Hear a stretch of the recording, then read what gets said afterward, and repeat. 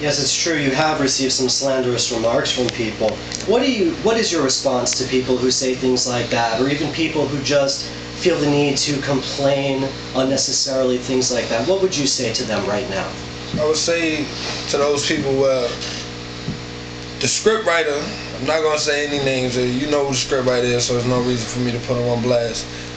He comes up with everything, so I'm not going to say he's putting certain people down, but if you're not in a certain spot or a certain level that you need to be, first of all, there's no top of 2KW. You know, we all go out there and wrestle, we all go there to have fun and put on a great show. So whether somebody is liked more by the fans or whether somebody's getting a better response to you, that's not the scriptwriter's fault. That's not his fault at all. It's what the fans want. It's what they want to see. If they want to see William Black, if everybody's going to pay attention to a William Black match, the scriptwriter has nothing to do with it. He can book me against Matt Vengeance. He can book me against Reyes. People are still going to watch because it's me. People like to see me. So you can't get mad at whatever level you feel you're at just because you didn't get to fight this guy, or you didn't fight somebody who's at the top. You know, you didn't get your way there yet. You don't deserve to fight that guy yet. That's how I feel. If you're not booked against a certain guy, maybe you can't wrestle that guy. Maybe you can't fight William Black because you can't handle William Black's style, which is true for a lot of people, because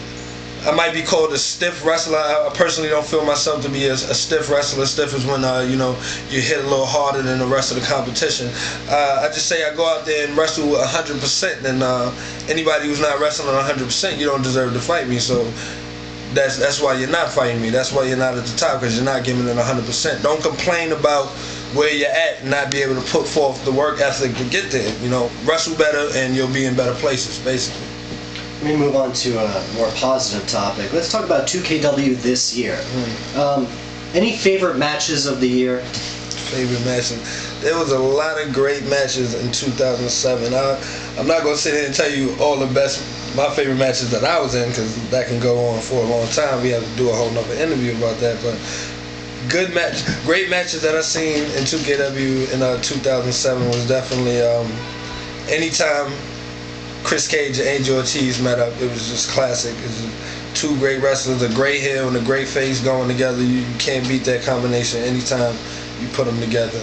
A match with myself in Hollywood against teaming with Beyond Belief, which is Ray Sexy and Kid Carnage, against the GOAT, Chris Cage, Reyes, Mikey Whiplash, and G Murder.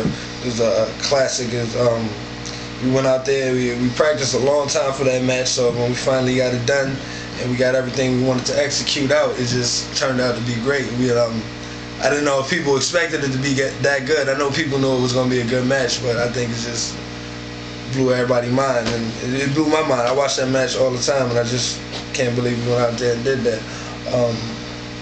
Another good match, I would say, there was a lot of good matches. Salo versus Czech was a great match. They went out there and killed each other for about half hour, and it was just great to see Salo back at the top of his game. Czech is always on the top of his game every match, so that was a standout match in 2007 for me.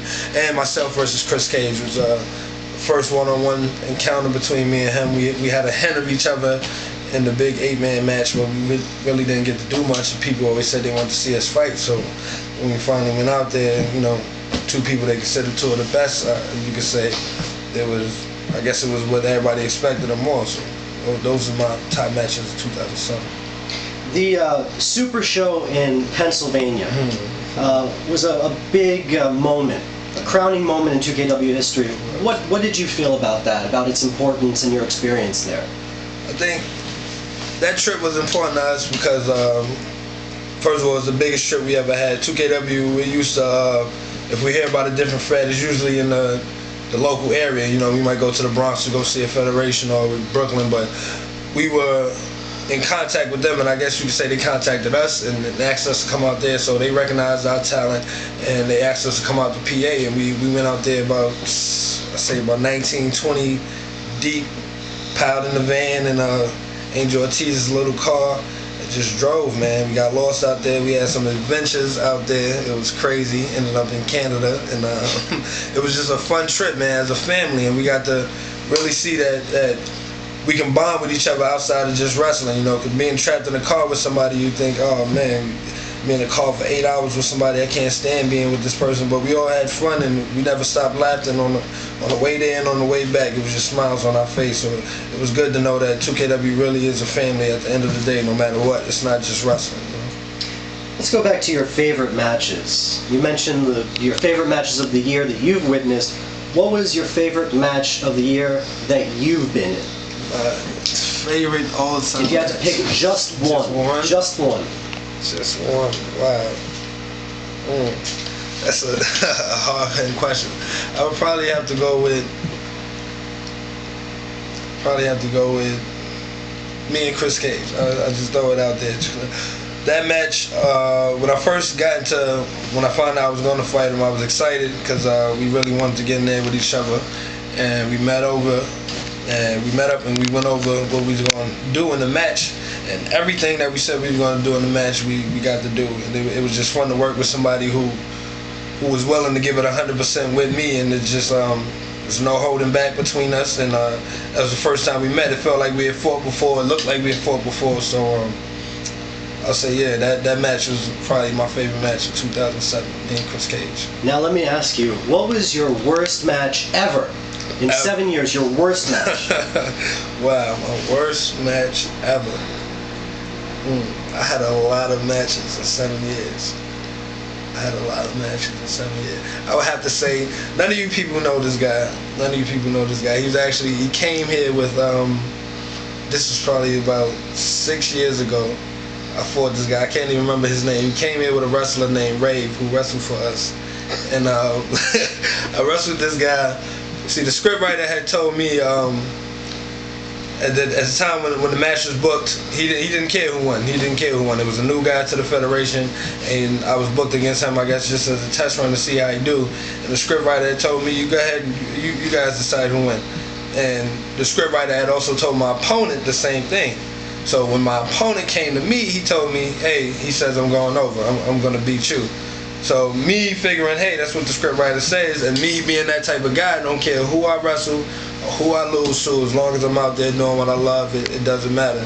I said, all right, man, you can beat me. So we get in the match, and I can't even remember the whole match. All I remember is he tried to put me in a bear hug, and he was the worst wrestler I've ever seen in a 2KW match. He was just terrible. And he puts me in the bear hug and expects me to tap out for real. At the time, I was 260. You're not going to, if I don't want to do something, you're not going to get me to do it. Even now, as a grown man, it's just, you're not going to get me to do it. But he puts me in the bear hug, and just because I said I was going to lose, I tapped out to him. So I tapped out, and I go to the scriptwriter like, hey, man, that guy was horrible, man. Why'd you say he could beat me? And he says, I didn't tell him he could beat you. So the look over my face was just, he snuck a victory in over me. But, I didn't care. I figured, you come back, you wrestle again, and if I get the victory over him, I don't. It's just, wrestling at the end of the day. But he never showed up again after that. So he got his victory over Reba, and he disappeared. I guess that's been a lifelong dream of his, and I hope I did you one good, because I'm still here, 2KW, and I can't remember your name, so